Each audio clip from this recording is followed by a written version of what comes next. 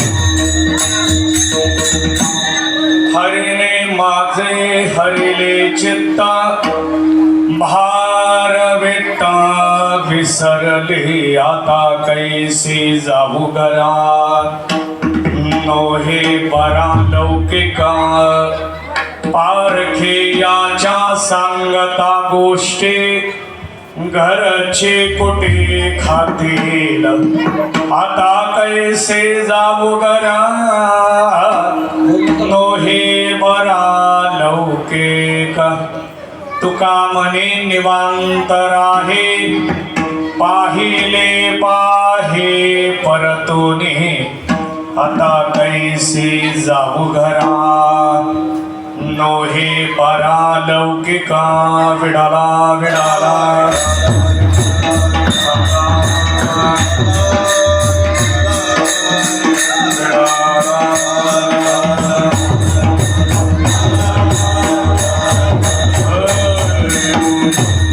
पांडुरंगा करो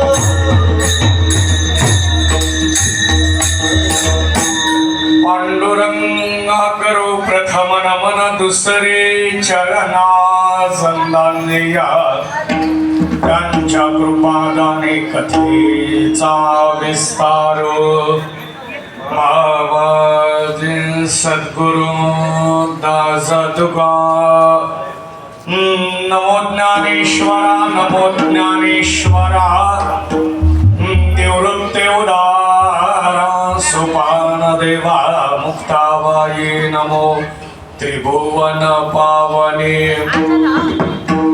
अतत्रया जननी देवाचे जे प्रस्तुत कीर्तन सेवेसाठी घेतलेला जो अभंग आहे देहूचे संत श्रेष्ठ जगद्गुरु तुकोबारा यांचा काल्याचं लक्षण मांडणारा चार चरणाचा सर्वांच्या पाठातला अभंग आज या ठिकाणी हनुमान जयंतीच्या निमित्ताने माऊली भजनी मंडळ कुमठे यांच्या माध्यमातून आयोजित करण्यात आलेल्या सप्ताहातील कार्यक्रमातील समारोपाच्या काल्याच्या कीर्तनरूपी सेवेसाठी हा अभंग निवडलेला आहे. नियोजित वेळेमध्ये जो विचार पाहता येईल पाहण्याचा प्रयत्न आपणाला करायचा आहे.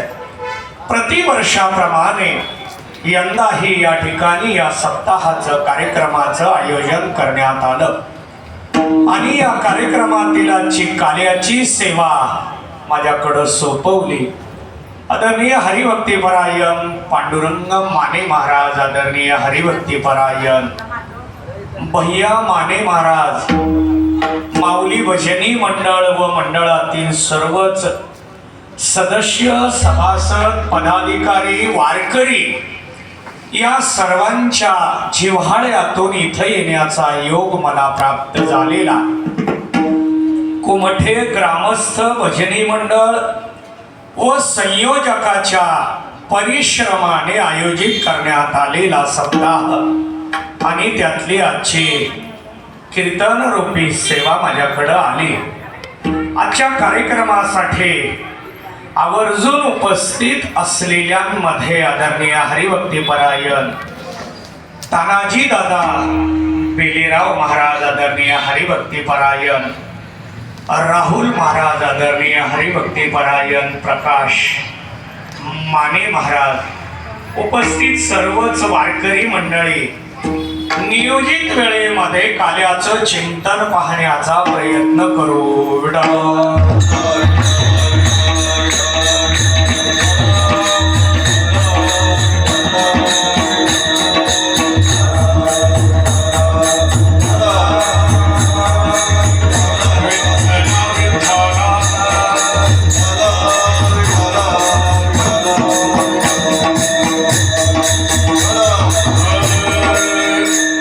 प्रस्तुत अभंगामध्ये काल्याच्या विषयीचा लक्षणात्मक विचार मांडलेला आहे. काला कोणी करावा, काला कोणता करावा, काला कसा करावा, वेगवेगळे प्रश्न निर्माण होतात. वास्तविक पाहता काला या पदाचं चिंतन करत असताना वारकरी परंपरा डोळ्यासमोर घ्यावी लागते.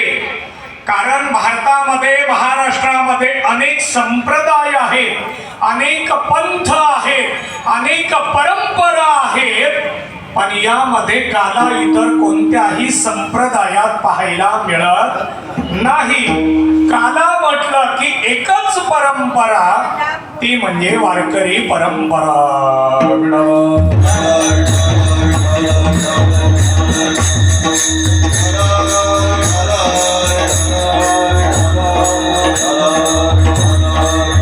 वारकरी परंपरेमध्ये काल्याला अनन्य साधारण असं महत्व आहे. का महत्व प्राप्त झालं, काला नेमका काय आहे? प्रत्येक सप्ताहामध्ये आम्हाला काला पाहायला मिळतो. रामनवमीचा उत्सव असू द्या, हनुमान जयंतीचा उत्सव असू द्या, तुकोबरायांची बीज असू द्या, अन्य निमित्त कोणतंही असो, पारायण सोहळा, कीर्तन महोत्सव, प्रवचनमाला काही असो द्या, त्याचा समारोप हा काल्याने केला जातो. ही वारकरी परंपरा आहे. वारकरी प्रथेमध्ये काला हा खूप विलक्षण म्हणून मांडला गेला आणि ओळखला जातो. मग या काल्यामागची धारणा काय? बघा, काला कधीपासून सुरू झाला?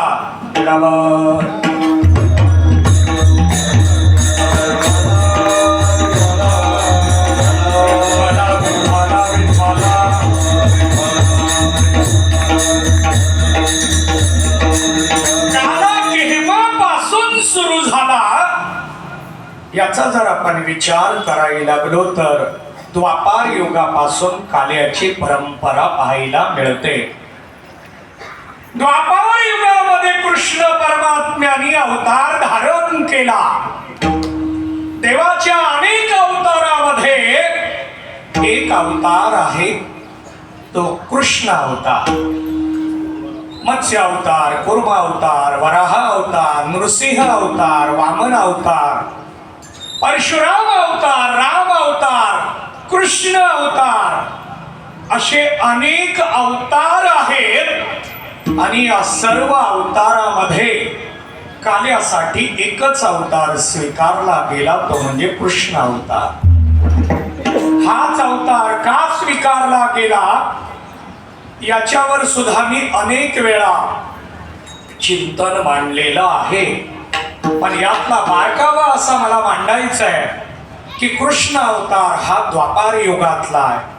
आणि या द्वापार युगामध्ये कृष्ण परमात्म्याने गोकुळात जी लीला केली तिथून पुढं काला चालू झाला.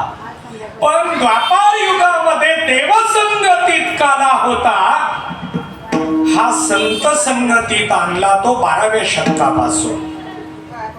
12व्या शतकामध्ये ज्ञानोबरायांनी हा काला सत्संगात आणला. द्वापार युगामध्ये यमुना नदीच्या वाळवंटामध्ये कृष्ण परमात्म्याने काला केला. पण तोच काला चंद्रभागेच्या वाळवंटात आणला ज्ञानोबरायांनी. नदीचं वाळवंट कायम ठेवलं, नदी कायम ठेवली, तीर्थक्षेत्र कायम ठेवलं, फक्त काल्याचं स्थान बदललं. विठ्ठल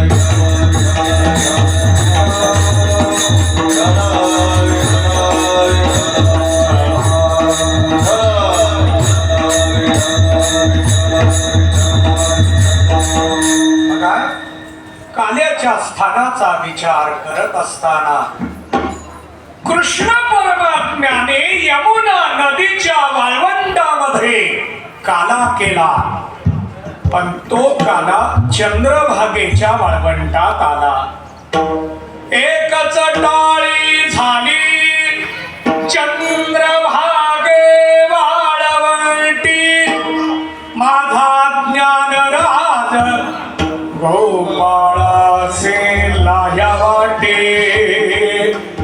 ज्ञानोबा यांनी हा काला सगळ्या गोपाळांना वारकऱ्यांना वाटला.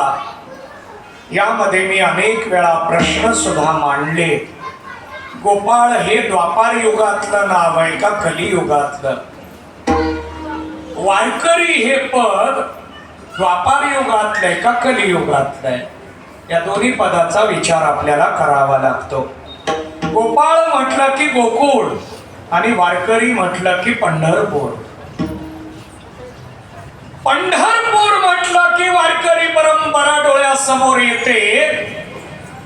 मग संत जनाबाई वारकरी परंपरेमध्ये परमार्थ करत असताना लाह्या वारकऱ्यांना वाटल्या असं न म्हणता संत जनाबाईंनी गोपाळांना वाटल्या असं का म्हटलं? माझा ज्ञानराज गोपाळाशी लाह्या वाटी. गोपाळाला वाटल्या का वारकऱ्यांना? बघा, जेवण जास्त झालंय असं गृहीत धरू का? कारण अजून काही प्रसाद तयार व्हायला लागलाय, पण नाश्ता जास्त झाला आणि म्हणून उत्तर देता येईना. बघा, जास्त जर नाश्ता झाला, त्यात फॅन लावलेले आणि त्यामुळं त्याचा आनंद सगळ्याला मिळायला लागलाय. त्यामुळं प्रश्न डबल विचारावे लागायला लागले. माझा प्रश्न आहे, वारकऱ्यांना लाया वाटलेल्या असताना गोपाळ हा शब्द का मांडला गेला? तर काल्याशी संलग्न एक नातं मांडलं, ते म्हणजे गोपाळ.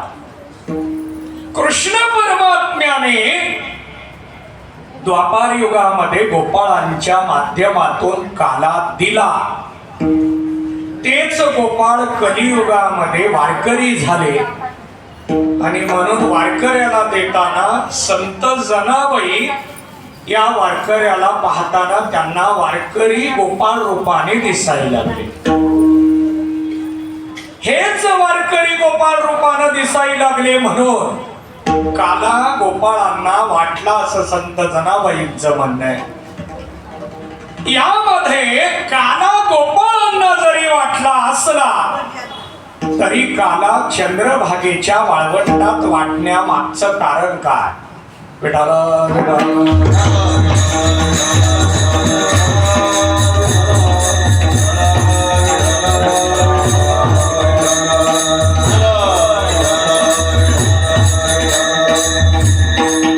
यामध्ये सामुग्रीचा विचार जास्त केला जातो.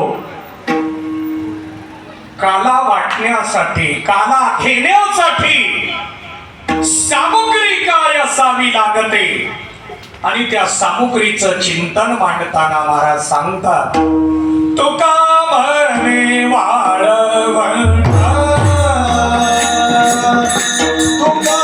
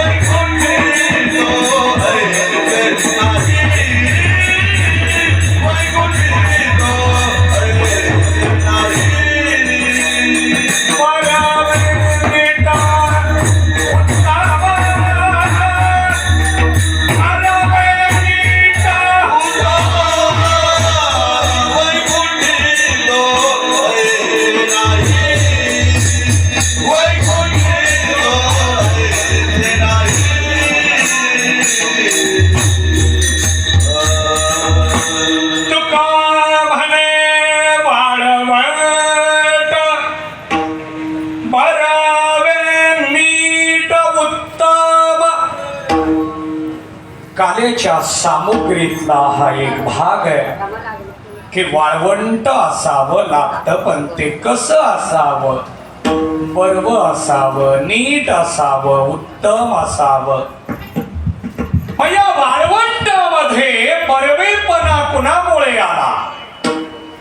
नीटपणाचं लक्षण. या सगळ्या गोष्टीचा विचार आपल्याला पाहावा लागतो. बघा, चंद्रभागेचं वाळवंट सुद्धा बर्व आहे, नीट आहे आणि उत्तम आहे. या तिन्ही गोष्टीचा भक्तिशास्त्राने जर विचार करायचा झाला तर त्या वाळवंटात श्रद्धा असावी लागते, त्या वाळवंटात भाव असावा लागतो आणि त्या वाळवंटात प्रेम असावं लागतं. तीन गोष्टी प्राधान्याने विचारात घेतल्या गेल्या आणि म्हणून ते वाळवंट कसे? बर्व, नीट, उत्तम. पण अशा वाळवंटामध्ये काला घ्यायचंय, मग काला खाण्यासाठी मुख लागत, काला खाण्यासाठी कान लागतात, डोळे लागतात, का इतर अवयव लागतो? काला जर खायचा असेल तर मुख लागत. आणि म्हणून महाराजांनी त्याचं वर्णन केलं. एकमेका देवो मुखे सुखे एकमेकाला काला देऊन खाल्ला पाहिजे, पण ते मुख कसं असावं? मुखाने काला खायचंय, पण ते मुख कसं असावं? बर्व असावं, मुख नीट असावं आणि मुख उत्तम असावं. याला व्यवहार सांगतो. त्या मुखानं कधीच पान खाल्लेले असू नये, त्याला बर्व मुख म्हणावं. त्या मुखाने तंबाखू खाल्लेली असू नये, त्याला नीट मुख म्हणावं. आणि त्या मुखाने गुटखा खाल्लेला असू नये, त्याला उत्तम मुख म्हणावं.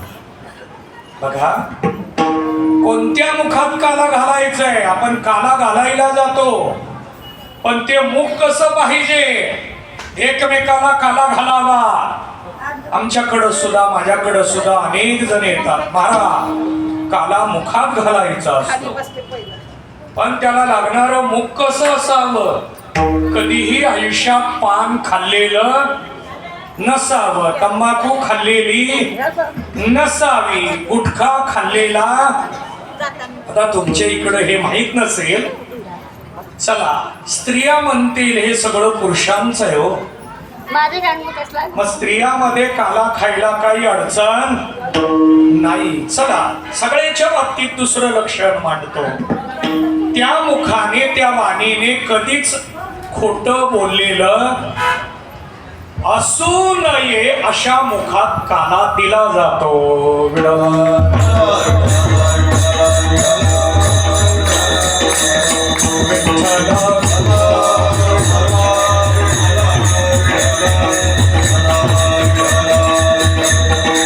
असत्य भाषण असू नये, लटिके वचन नाही, धन्य ते संसारी. अभंग चुकला नाही, अन्वय पद्धतीने म्हटला.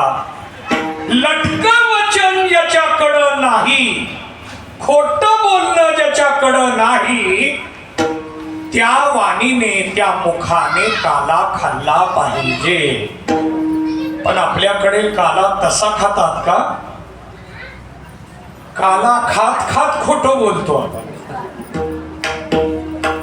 कालेच्या अगोदर नंतर खोटं बोलतोच बोलतो, पण काला खात खात सुद्धा खोटं बोलतो आपण. त्यामुळे या मुखाला काला घेण्याचा अधिकार नाही. म्हणून काल्याचं चिंतन महत्वाचं आहे. मग आम्ही या लटक्या वचनाकडे का आलो? महाराजांनी त्याचं चिंतन मांडलंय. लटिका व्यवहार सर्व हा जाऊ,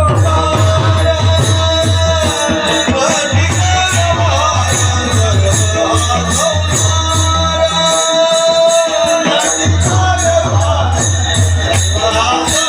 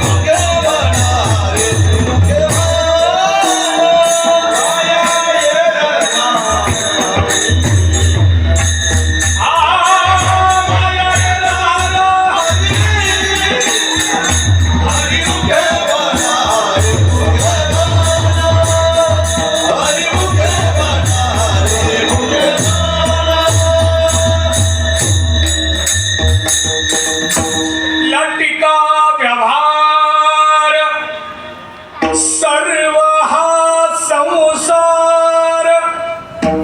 आमचा व्यवहार लटकाय, संसार लटकाय, वागणं लटकय, बोलणं लटकय. तरी काला खायला आलो आपण, तरी काला घ्यायला आलोय.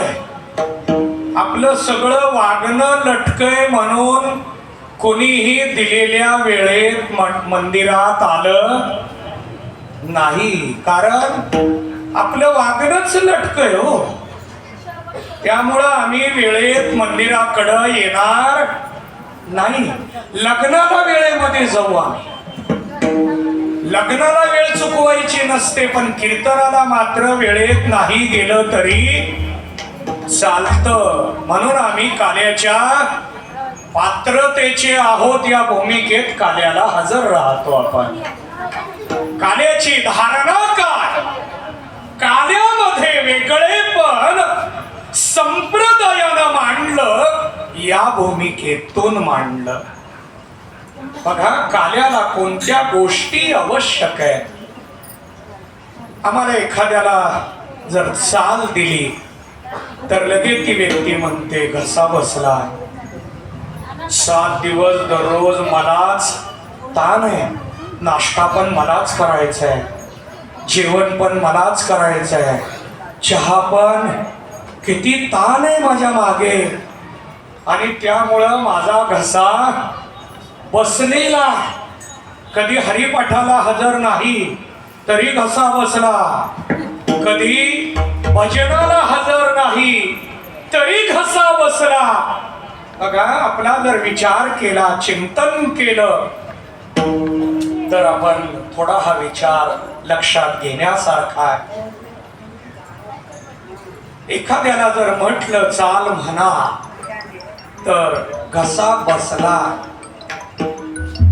मग घसा बसला म्हणजे बाकी शरीर सगळं चांगलं आहे, पण चाल म्हणण्यासाठी लागणारा घसा ही सामुग्री प्रतिकूल आहे.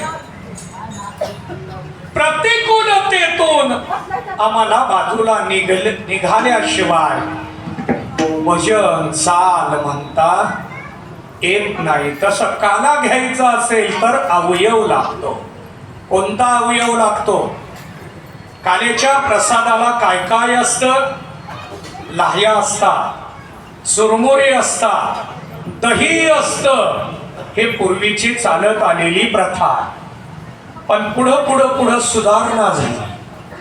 त्यामध्ये कोथिंबीर टाकायला लागले, त्यामध्ये हिरव्या मिरच्या टाकायला लागले, त्यामध्ये डाळिंब टाकायला लागले. ही आमची सुधारणा.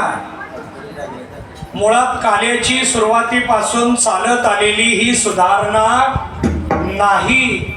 आमच्या जिभेला काला चांगला लागावा म्हणून या सगळ्या सुधारणा होत गेल्या. काल्यामध्ये हे सगळं आम्ही टाकायला लागलो. काल्यामध्ये लागणारी जशी सामुग्री प्रसादातली सामुग्री आहे, तसं तो प्रसाद खाण्यासाठी लागणारा अवयव कोणता? काल्याच्या अवस्थेवर पोहोचायचं असेल तर त्याच्यासाठी लागणारा अवयव कोणता? आपल्या प्रत्येकाला 14 अवयव आहेत, 14 इंद्रिय आहेत असं अध्यात्मानं सांगितलंय. त्यामध्ये पंच ज्ञानेंद्रिये, श्रोत्रम चक्षुः स्पर्शनम रसनम घ्राणम एवच, हे 5 ज्ञानेंद्रिये. वाक पाणी पाद उपस्थ बुद्ध, हे 5 कर्मेंद्रिये 10 झाली. अंतःकरण चतुष्टय 4, मन बुद्धी चित्त अहंकार. 14 इंद्रिय आहेत, त्यातलं काल्याला लागणार इंद्रिय कोणतं?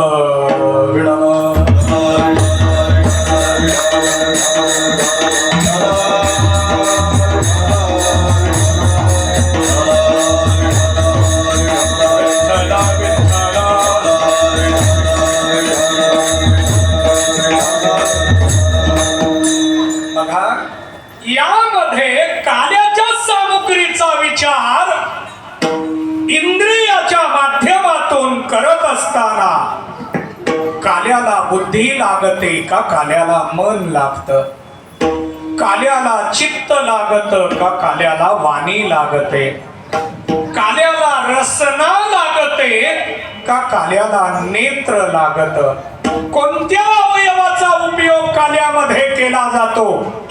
आणि त्या दृष्टीने चिंतन करत असताना काल्याला चित्ताची गरज आहे, आणि त्या चित्ताची धारणा मांडत असताना महाराजांनी लक्षण मांडलं प्रस्तुत अभंगाचं पहिलं चरण.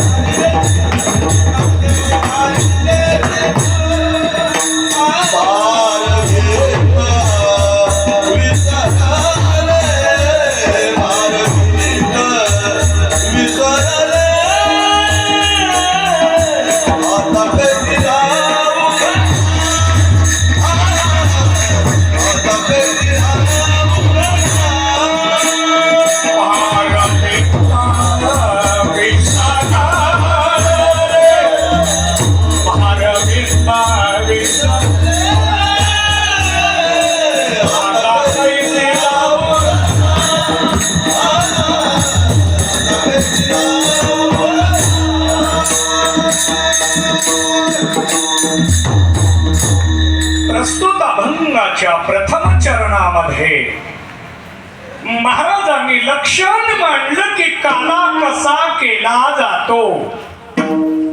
काल्यामध्ये चित्ताची गरज आहे, पण ते चित्त कसं असावं लागतं?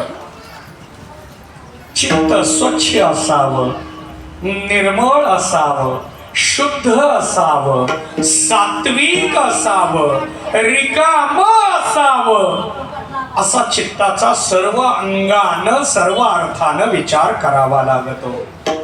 बघा, याचं एक लक्षण मांडत असताना महाराजांनी विचार मांडलाय. तुका म्हणे चित्त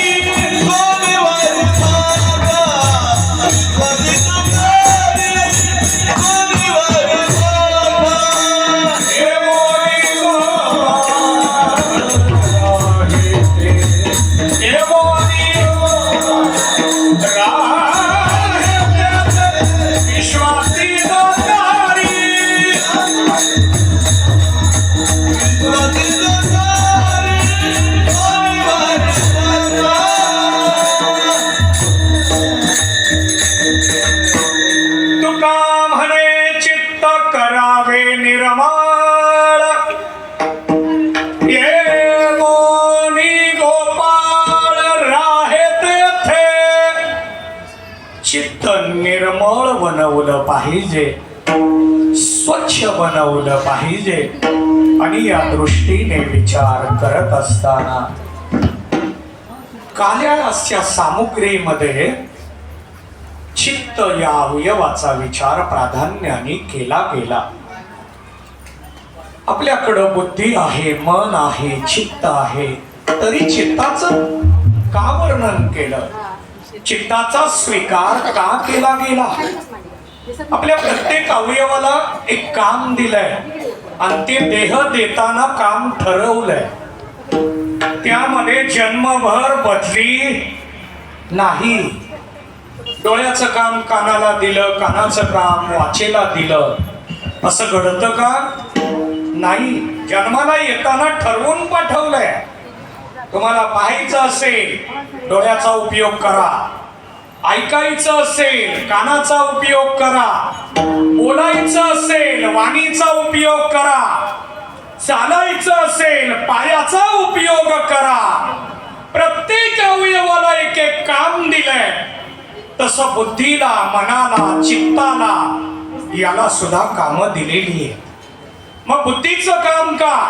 काही जण म्हणतील आम्हाला बुद्धी आहे का तपासून पाहावं लागेल, कारण आमचं वागणं बुद्धीप्रमाणे दिसत नाही. आमचं सगळ्याच वागणं, आम्ही संसार करत असलो तरी, परमार्थ करत असलो तरी आमचं वागणं बुद्धीच्या अनुषंगाचं नाही, मनाप्रमाणे वागणं आहे. कीर्तनाला कधी जावं? 11 वाजता जावं, 10 वाजता लिहितच असतात. 10ला जाऊन मंदिरात अगोदर बसलो मुक्त झालो तर काय करावं, म्हणून मंदिरात लवकर जायचं नसतं. उशिरा येऊन गप्प पण बसायचं नसतं. कीर्तनात अडथळा होईल असंच बसायचं असतं. याला मनाचं वागणं म्हणतात.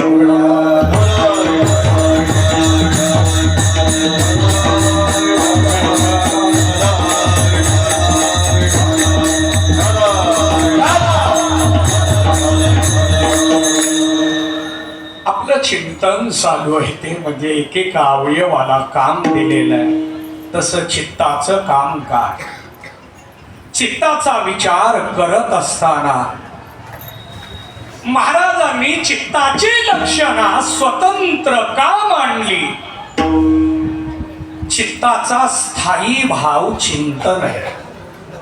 प्रत्येक अवयवाचा एक एक स्थायी भाव आहे. तसा चित्ताचा स्थायी भाव चिंतन आहे. पण चित्तामध्ये शरीरात श्रद्धा राहते, भाव राहतो का प्रेम राहतो?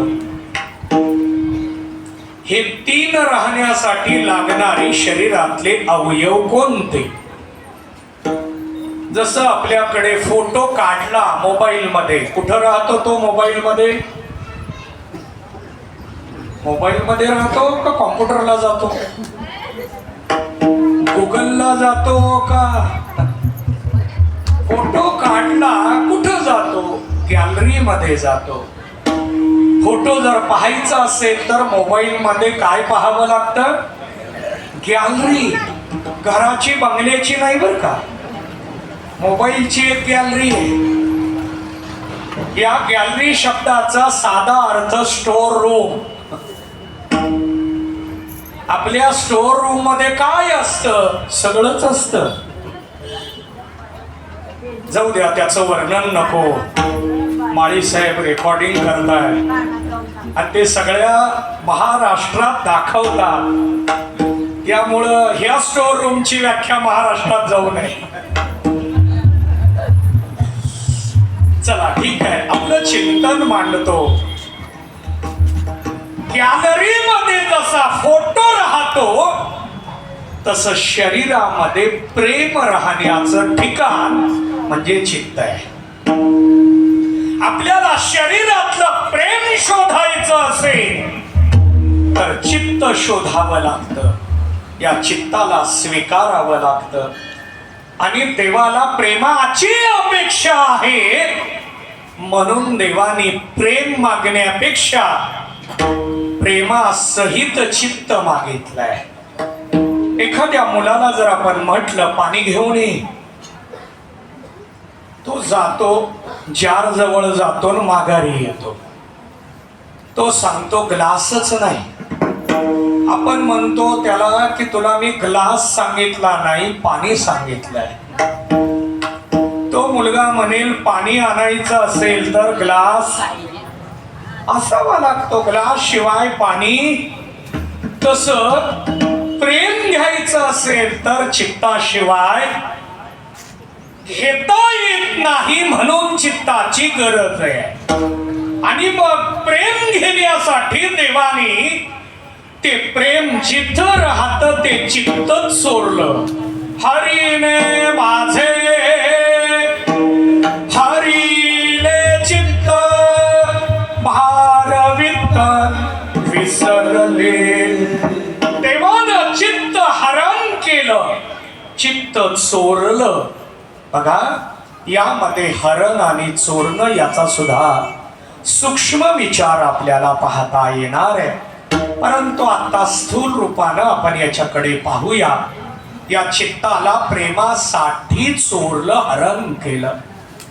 माझा प्रश्न आहे, चित्ताला चोरण्यापेक्षा हरण करण्यापेक्षा मागावं. आता कार्यक्रम झाल्यानंतर काल्याचं वाटप होतं, कालाप्रसादाचं वाटप होतं. मग वाटप करताना आपण हात घालून प्रसाद घ्यावा का वाटणाऱ्याने दिल्या पद्धतीनं घ्यावा? वाटणाऱ्यानं दिल्या पद्धतीनं आपण घेतला पाहिजे. मागून घ्यावा तो जर आपल्यापर्यंत नाही आला तर हाक मारावी. कीर्तनात व्यत्यय झाला तरी चालेल, पण हाक मारून घ्यायचं असतं. जाऊ द्या, मी जाता जाता संस्कार करत असतो, माझा तो एक स्वभाव आहे आणि त्यानुसार मी बोलून गेलो. हरण करणं, मागून घेणं काय फरक आहे याचा विचार करत असताना मागून घेतल्यानंतर भक्त आपला अवयव अर्पण करतील का नाही? बघा, लक्ष द्या. तुम्ही सगळ्यांनी बसणाऱ्याकडे बघू नका. जागा बाहेर भरपूर आहे, सावली भरपूर आहे. त्यामुळं तुम्ही इकडं लक्ष दिलं तरच चिंतन व्यवस्थित होतं, नाहीतर व्यत्यय येतो. विठ्ठला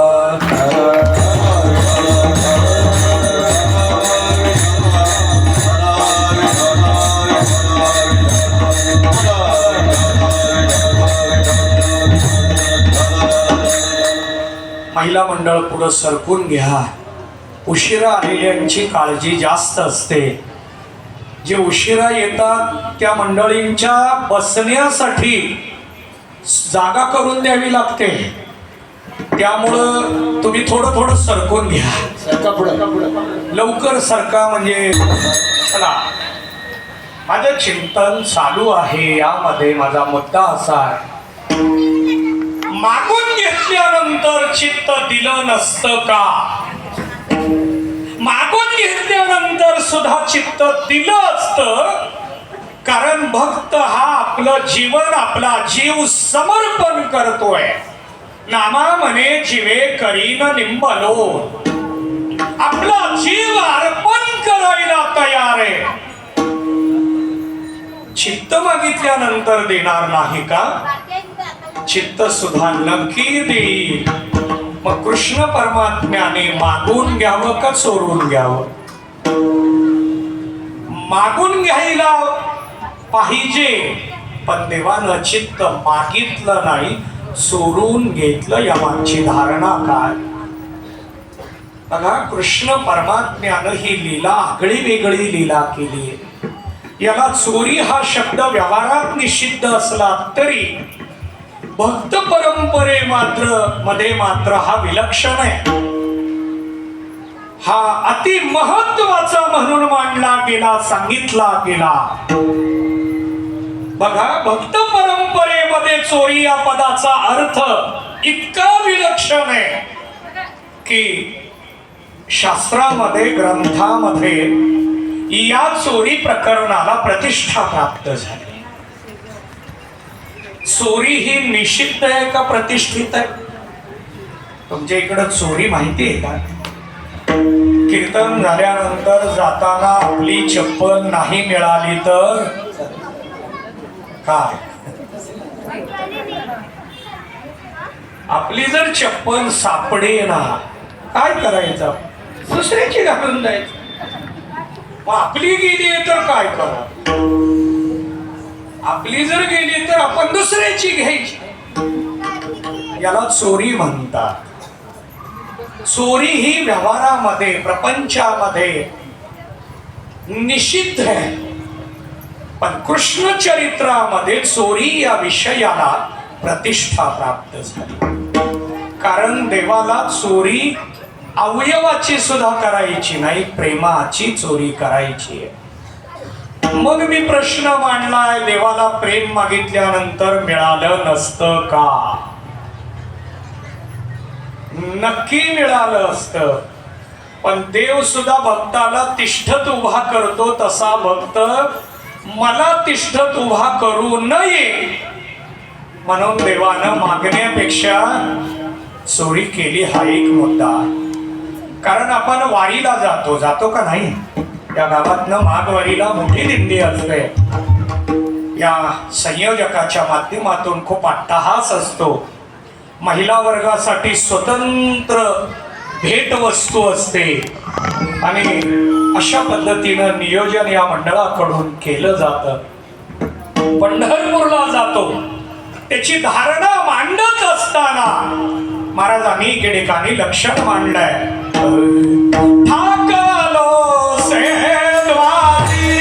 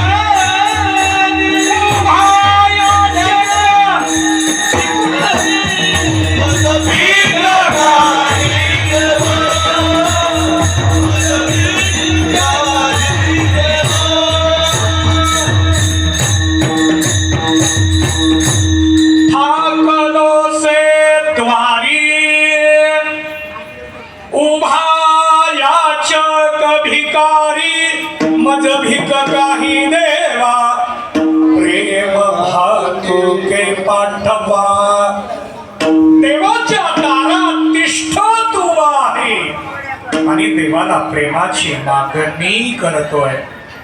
मागणी केल्यानंतर त्या मागणी प्रस्तावाला मंजुरी, मानसिकता यात वेळ जाईल म्हणून देवानी प्रस्तावच ठेवला नाही, चित्त आणि प्रेम चोरून घेतलं.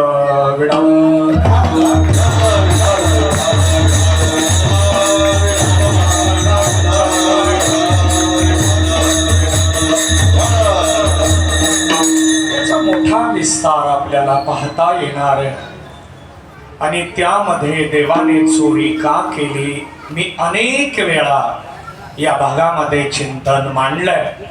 आपल्याला याचं आणखी चिंतन करायचंय. सर्वांनी मोठ्या प्रेमानं एक वेळ भजन करू, नंतर उर्वरित चिंतन. विठोबा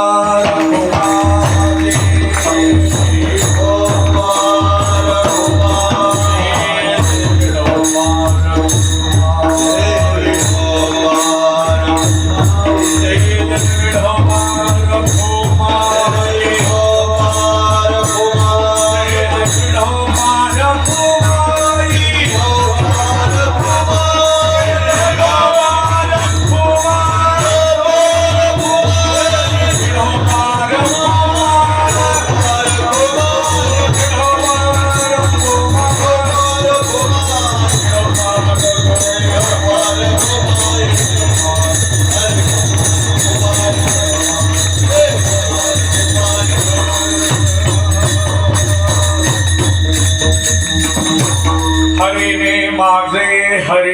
चिंत भार विंता विसरले, आता कैसे जाऊ घरा, नोहे बरा लौकिका.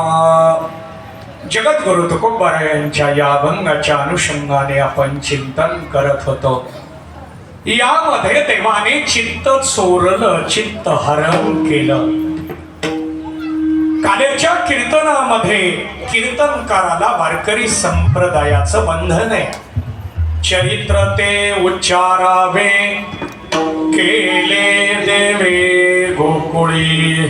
गोकुळाचं चरित्र काल्याच्या कीर्तनामध्ये प्राधान्याने मांडावं असं बंधन संप्रदायानं घातलेलं आहे.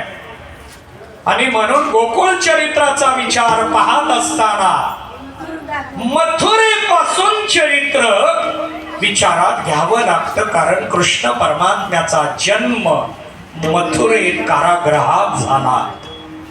वसुदेव आदी देवकी यांच्या समोर मथुरेमध्ये कारागृहात श्रावण महिन्यामध्ये वद्य पक्षात अष्टमीच्या दिवशी कृष्ण परमात्म्याने जन्म घेतला. परंतु जन्म घेतल्यानंतर वसुदेवाला काळजी वाटायला लागली की आपली अगोदरची अपत्य कंसानं मारलेली आहे, याही अपत्याला कंस मारे. आणि म्हणून वसुदेवाला काळजी वाटायला लागली, देवाला या कंसापासून लांब कसं घेऊन जाऊ. आपण तर कारागृहामध्ये आहोत, गळ्यात साखळदंड आहे, कड्या कुलप आहे, रक्षपाळ आहे. या सगळ्या बंधनातून कृष्ण परमात्म्याला कसं बाजूला घेऊन जाऊ, ही काळजी, ही चिंता वसुदेवाच्या मनात निर्माण झाली. आणि ही चिंता देवाने ओळखली. आणि देवाने ओळखल्याबरोबर देवाने कृष्ण परमात्म्याने वसुदेवाला बोलायला सुरुवात केली.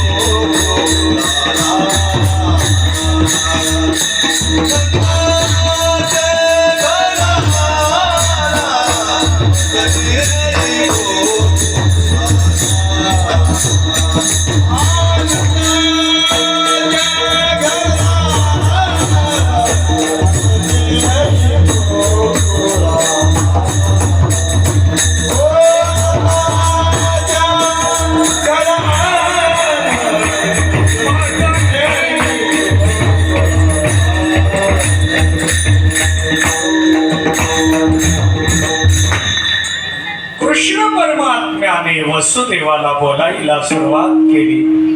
मला फक्त तुम्ही नंद बाबांच्या घरी घेऊन चला. रक्षपाळ मी मोहित करून टाकलेले, तुम्ही त्याची काळजी करू नका. मला फक्त नंद बाबांच्या घरी घेऊन चला. म्हणून वसुदेवाने भगवंताला एका पाटीमध्ये घेतलं. पाटी डोक्यावर घेतल्याबरोबर गळ्यातला साखळदंड तुटला, कड्या कुलप तुटली, रक्षपाळ मोहित झाले आणि गोकुळाचा मार्ग सुखकर झाला. वसुदेव गोकुळाच्या दिशेने चालू लागले. मध्यरात्र होते. यमुना नदीपर्यंत पोहोचले. नदीमध्ये प्रवेश केला.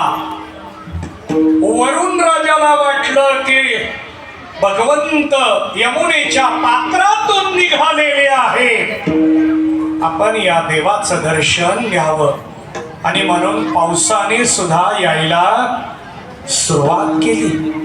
आता उन्हाळ्यात पाऊस यायला लागलाय बघा. उन्हाळ्यात पाऊस असतो का?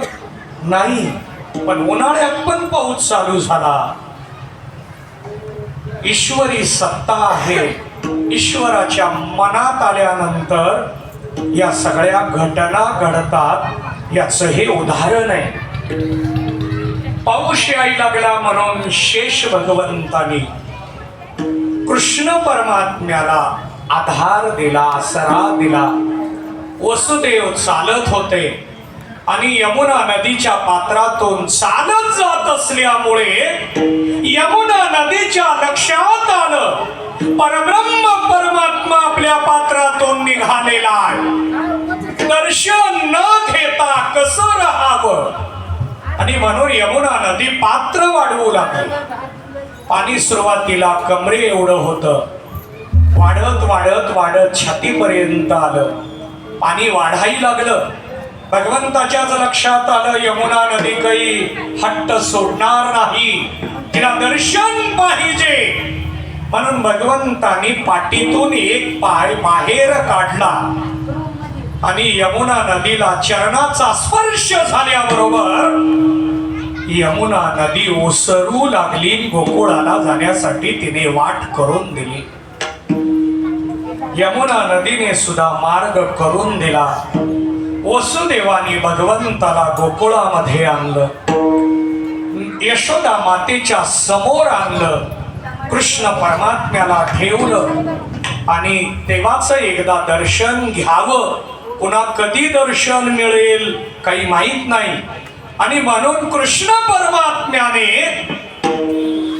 वसुदेवाकडं पाहत असताना वसुदेवाने दर्शन घेतलं आणि समाधी लागली. ही दर्शनानं प्राप्त झालेली समाधी. समाधी हठयोगाने प्राप्त होते, अष्टांग योगाने प्राप्त होते, ज्ञानाने प्राप्त होते, नामाने प्राप्त होते. आता या प्रत्येकाचं चिंतन स्वतंत्र आहे. आता त्यात वेळ खर्च करणार नाही. परंतु या चरित्रामध्ये देवदर्शनाने वसुदेवाला समाधी लागली. कृष्ण परमात्मा विचार करायला लागले, हे असेच समाधीत राहिले आणि पहाट गोकुळ जाग झाल्यानंतर पुढची सगळी लीला अर्धवट राहील. आणि म्हणून कृष्ण परमात्म्याने वसुदेवाला देहावर आणलं. सांगितलं इथं योग मायेनं जन्म घेतलाय, तिला घ्या आणि मथुरेला जा. वसुदेवानी योग मायेला घेतलं आणि मथुरेच्या दिशेने निघाले. यमुना नदी पार केली. मथुरेमध्ये आले, कारागृहात आले. योग मायेला खाली ठेवल्याबरोबर गळ्यात साखळ दंड पडला. कड्या कुडप जैसे थे. आणि मोहित झालेले रक्षपाल जागे झाले. यावरून नेहमी मी एक चिंतन मांडत असतो. मायेला घेतल्याबरोबर बंधन येतात आणि देवाला घेतल्याबरोबर बंधन तुटतात. एवढं जरी आजच्या कीर्तनात कळलं तरी जन्माचं सार्थक आहे.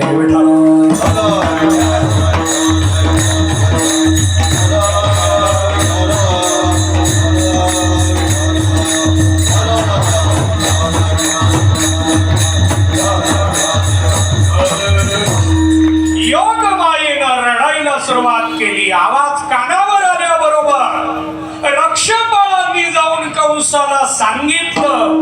कंसाला मायेला घेतलं, फिरवून मारायला लागला. एवढ्यात माया आकाश मार्गे निघाली. अहो भल्या भल्याला सापडत नाही, ती कंसाला सापडेल का? ब्रह्मदेवाला सापडली नाही, इंद्राला सापडली नाही, चंद्राला सापडली नाही, भल्या भल्याला या मायेनं सहज बाजूला ठेवलंय. आणि म्हणून भगवद्गीतेमध्ये या बाबतीत देव सांगतात, मम माया दुरत्तया दैविहेशा गुणमयी मम माया दुरत्तया मामेवे प्रपद्यते मायामेतां तरन्ते ते. विस्तारात वेळ खर्च करत नाही. मला एवढंच सांगायचंय, माया भल्या भल्याला सापडत नाही. कंसाला कशी सापडे? कंसाच्या समोरून ती आकाश मार्गे निघाली, पण जाताना तिनं सांगितलं, कंसा तुझा कर्दन काळ केव्हा जन्माला आलाय आणि तो सुरक्षित स्थळी पोहोचला. माया निघून गेली, पण कंसाच्या कानावर ते वाक्य पडले, कंसात बदल झाला. कंसाला सगळीकडं कृष्ण परमात्मा दिसू लागला. ही धारणा विषय तो त्यांचा झाला नारायण भक्ताईसे जाना, याला भक्त म्हणा. कुणाला? ज्यांच्या सगळ्या वृत्तीचा विषय एकच आहे. कंसाच्या सगळ्या अवयवाचा विषय कृष्ण परमात्मा आहे. मग कंस काय झाला? भक्त झाला. आता माझ्या प्रश्नाचं उत्तर द्या. या चरित्रात, या प्रसंगात कंस राक्षस आहे का भक्त आहे? बघा, तुमचं सगळं लक्ष माझ्याकडेच आहे ना, का प्रसादाकडे? या चरित्रामध्ये कंस हा राक्षस आहे का भक्त आहे? बघा, सगळ्या वृत्तीचा विषय जर कृष्ण असेल तर त्याला राक्षस म्हणायचं का भक्त? भक्त म्हणावं लागणार. मग कंस काय आहे? भक्त आहे. कंस भक्त आहे. आपण मला हे सांगायसाठी ते सांगावं लागलं. बघा, रेकॉर्डिंग नसतं तर मी याच्या पुढचं सांगितलं असू द्या. साहेबांना खूप तळमळ आहे, चिकाटी आहे. अहो, ते खरेदी विक्रीमध्ये खूप मोठे अधिकारी आहे, पण काही न विचार करता संप्रदायाला महाराष्ट्रात गावागावात कानाकोपऱ्यात पोहोच करण्यासाठी अट्टहास करतात.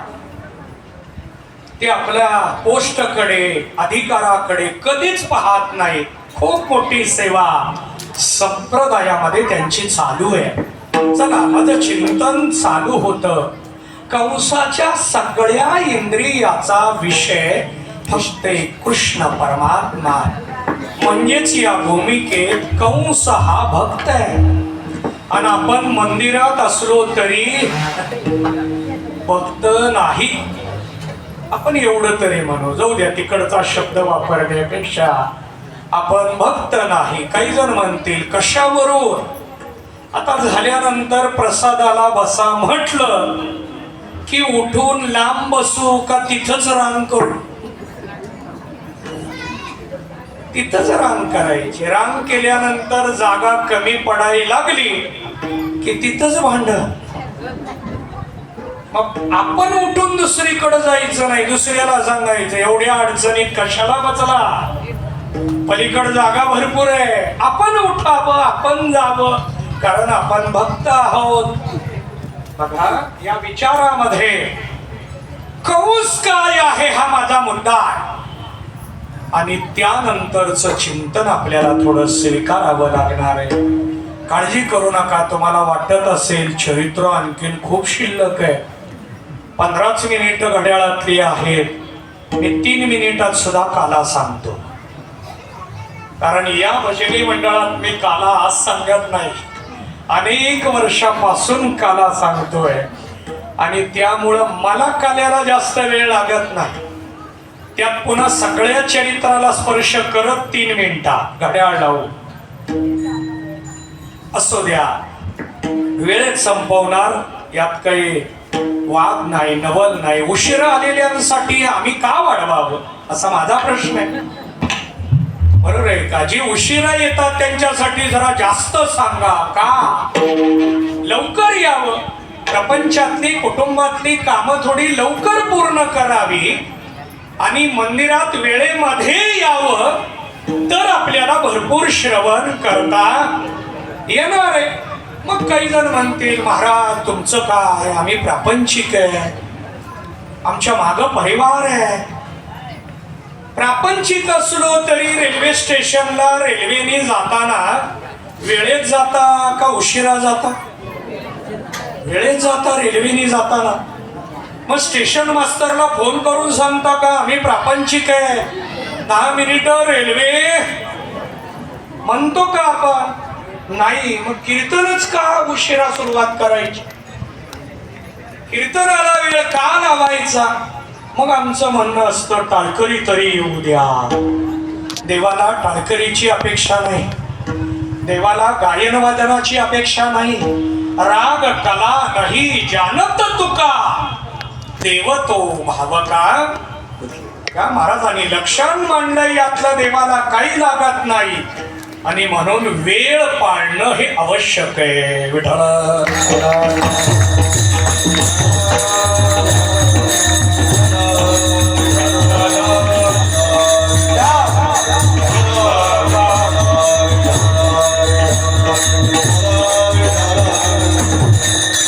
आपण चिंतन करतोय, यामध्ये माझा विचार चालू होता की देवाच्या लीला ज्या गोकुळात घडल्या त्याला मांडतो. कृष्ण परमात्म्याने यशोदा मातेसमोर अवतार धारण केला.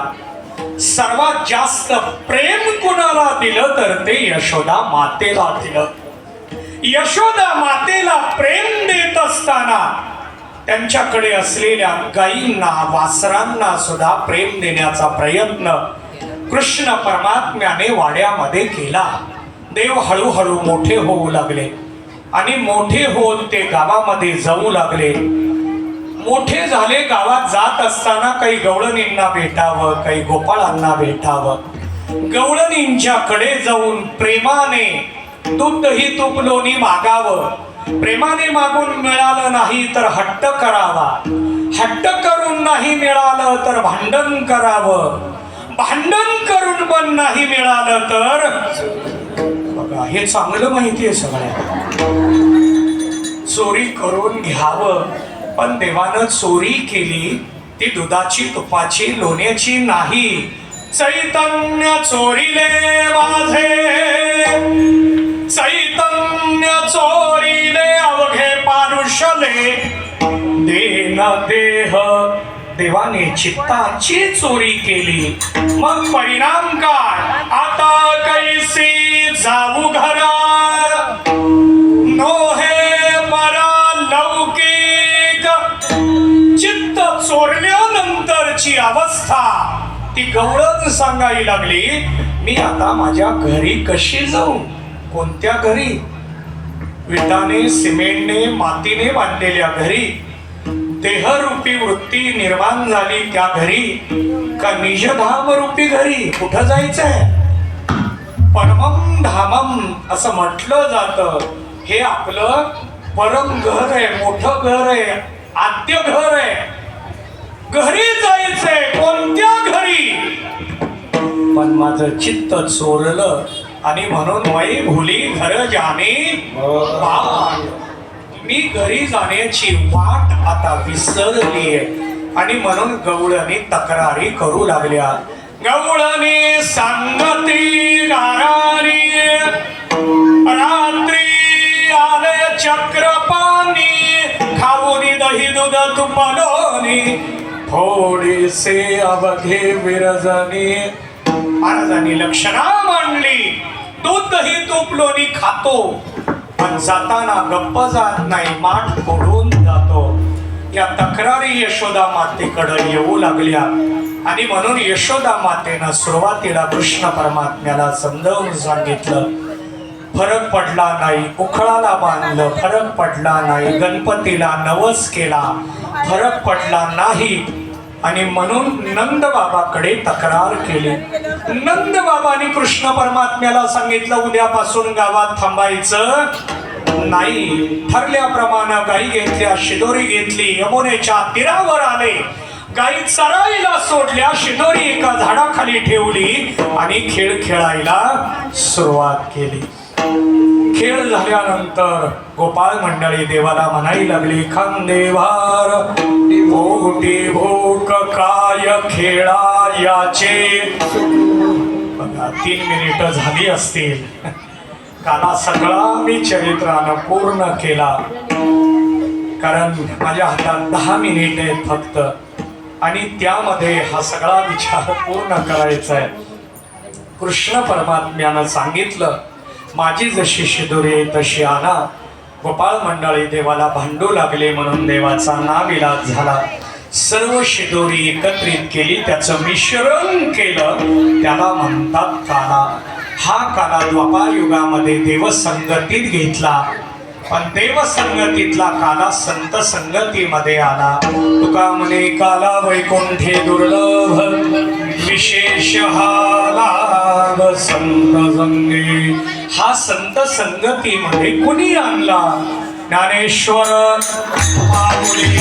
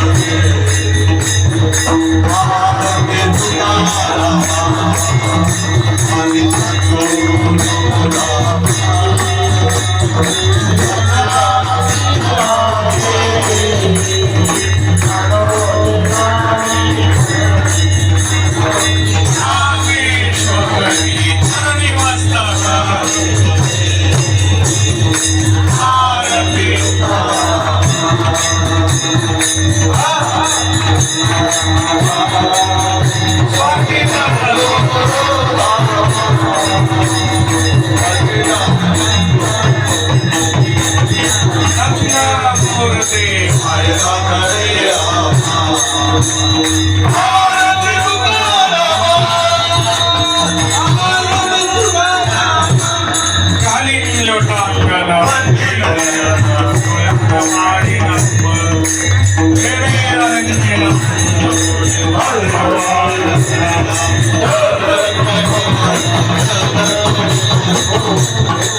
माझ्या